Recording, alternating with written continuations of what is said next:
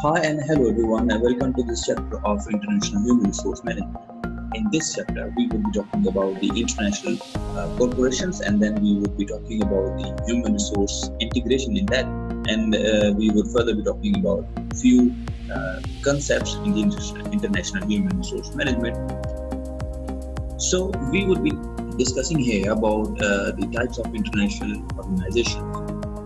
When we talk about the international organizations, then we are talking about the multinational corporations. Of course, international corporations will be defined here. Multinational corporations will be defined. Global corporations, transnational corporations. What are these? Let's discuss. First is the international corporation. These are the domestic firms that builds on its existing capabilities to penetrate the overseas market. This is very obvious enough. For example, if any local firm that goes beyond the boundaries of its local country or the parent existing country, then it is of course going international. This is what it's talked about.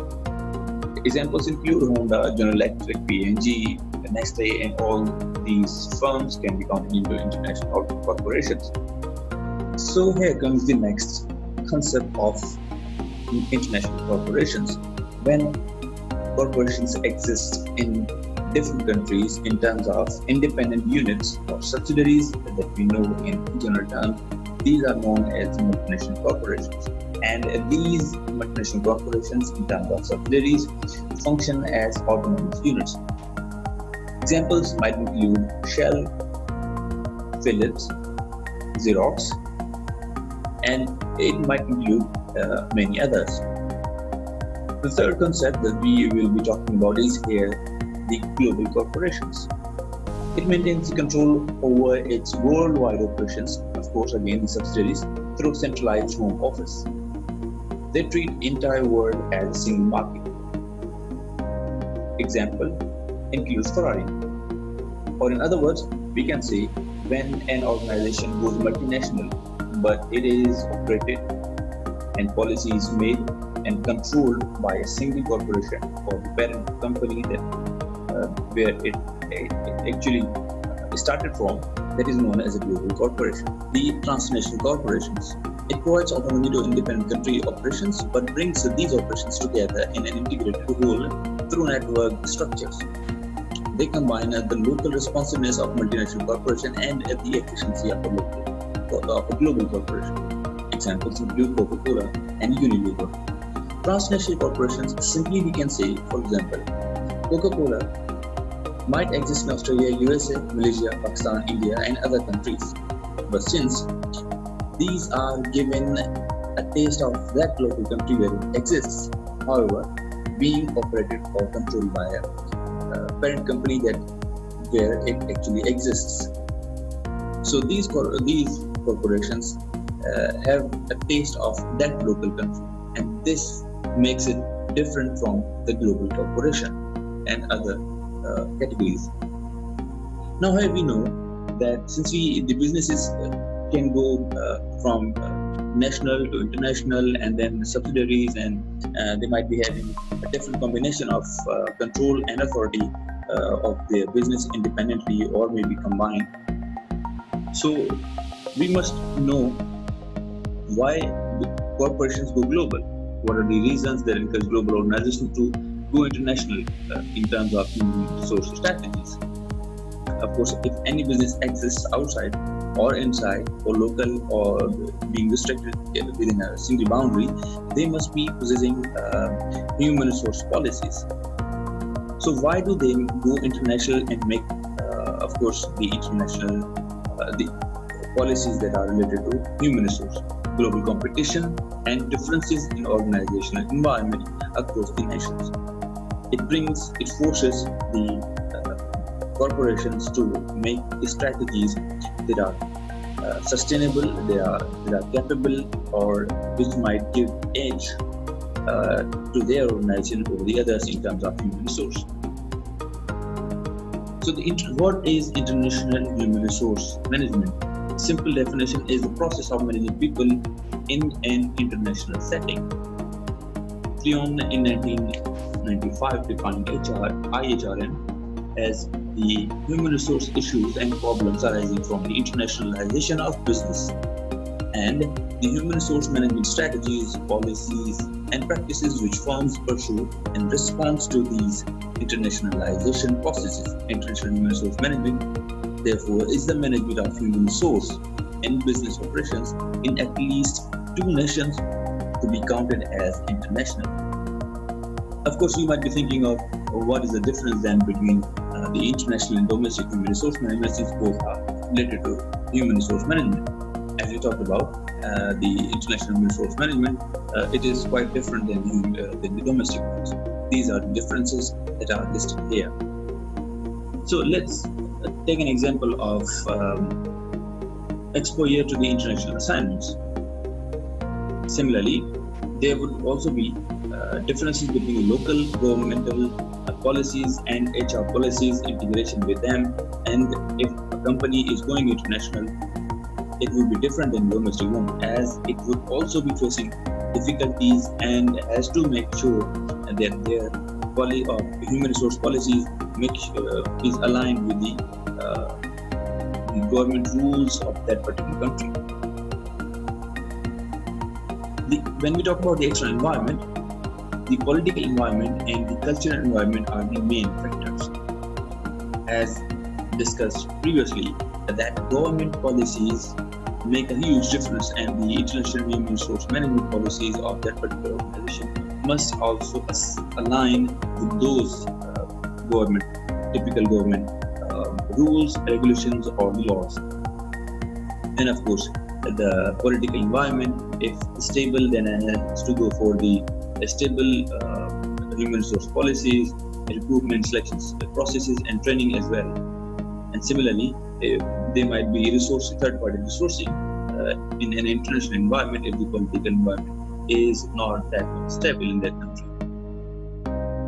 Of course, the culture makes the difference between policies and actual practice of those policies in any organization. The cultural environment that we discussed earlier, that Hofstede's 5 dimensions are quite popular in that sense, where he talks about the individualism and collectivism versus power, distance, uncertainty, avoidance, societies, and masculine and femininity cultures might exist in different countries and differently, and long-term, short-term orientation of the cultures might also affect the impactfulness of the policies and the practices of those policies as discussed. Let's talk about the power distance cultures as an example. It concerns the way the culture deals with the unequal distribution of power and defines the amount of inequality that is normal. In other words, or simple words, we can say power distance cultures are those where the boss is seen as the most powerful person and it is quite hard to reach him. Therefore, the policies that are implemented in other than the power distance cultures are quite different in the power distance cultures. Similarly, we can take example of Pakistan or the Asian countries where the power distance culture is quite prominent versus in the European countries where the power distance culture is quite less practiced and observed. So, of course, the policies related to human resource management would also be different.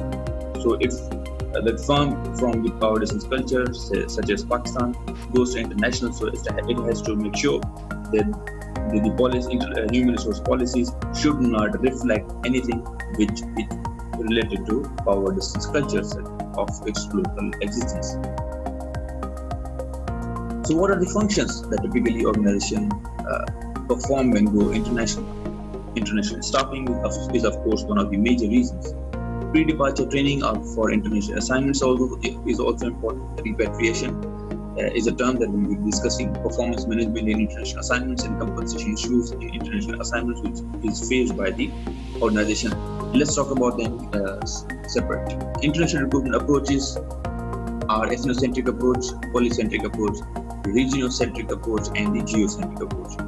Ethnocentric approach is typically when a local firm hires their own employee from their local context and send them in their subsidiary which exists internationally. Of course, it might be having some advantages as well as disadvantages, such as it maintains close coordination, maintains close communication, and parent company nationals are familiar with their headquarters and policy systems, so therefore they are quite familiar with, and the tasks might be performed very frequently and smooth way. Whereas the decline in moral and fails to get talent worldwide and cross-cultural management gets quite difficult if the employee is not trained, which we will discuss later on. The other concept of hiring is the polycentric approach. That is, we hire an employee or manager from the culture or the society or the country where our firm exists, outside of our local context. For example, if we are from Pakistan, we are sending our firm outside of Pakistan local boundaries, and it's going international, and it is also hiring the person for the officer post from the local country or the host country is called polycentric approach. Of course, it might be having a good cultural understanding, so it might go advantages, but it might also go disadvantages, because coordination in the policy understanding would be quite different from the perspective of Pakistan in the local context. Whereas the geocentric concept approach is also called as global approach. Basically, it hires employees that best fits the merit requirements. Of course, it also has the advantages and disadvantages. Then there is also known as there is also approach which is known as also Similarly, there is also another approach which is called regionocentric approach. This is not too different from the others, but it is specified when the organization goes into some specific regions. For example, if the organization goes international, only specified limited to the Asian markets, then we can say it is Asian regionocentric, or European. So we would be discussing only or limited to the region of that particular market. So it is that's why it is called regionocentric approach. And of course, if the employees are hired from that typical region, so the employment is also different from the other concepts that we discussed about. And these are some examples that are discussed here, or we can say, for example, West African Economic and Monetary Unions. So this particular regionocentric approach, and the organizations existing in these areas and or going in these typical areas would be termed as regionocentric. Of course, it might be having some advantages and disadvantages. While pre-departure training, as we discussed earlier in the segments that we are discussing here today, pre-departure training for the international assignments is necessary to make it easier for the employee to assume job responsibility and be effective in the foreign country as soon as possible. Of course, because of cultural differences, so the elements might include language training, cultural training, and managing the personnel and family life if an employee is going outside. This might typically be applied when we are applying ethnocentric approach of training or hiring of an employee when we are sending them to international market or subsidiary. The second is performance management in international assignments. Of course, it is a big challenge, but it also includes the combinations that work much better and makes it easier for the management to tackle the performance management issues of an employee internationally. It combines its compensation package, task assignment, headquarters, support from the local or the main country. Of course, the environment understanding and the cultural adjustment are the best combination of the important factors that might affect the performance management. As earlier we discussed the repatriation. Earlier we discussed about the repatriation concept. It is basically the process of bringing in an expatriate home after he or she completes his task internationally. That is, when we send our employee from local context to the international context, and we are bringing back him in home, so therefore it is called as a repatriation in international human resource management. Organizations, of course, can get a good advantage from the repatriation and can follow three practices which are generally observed: create knowledge and develop global leadership skills, ensures the candidates that have cross-cultural skills to match their technical abilities, and of course prepare people to make the transition back to their home offices. Of course, if we talk about the compensation, home leave and travel allowances might be included, children's education might be allowed, and currency differential must be paid to that employee as well. And house allowance, cost of living adjustments might also be included in the compensation of that particular expatriate. Expatriate means that the individual we are sending from our local context to our international home.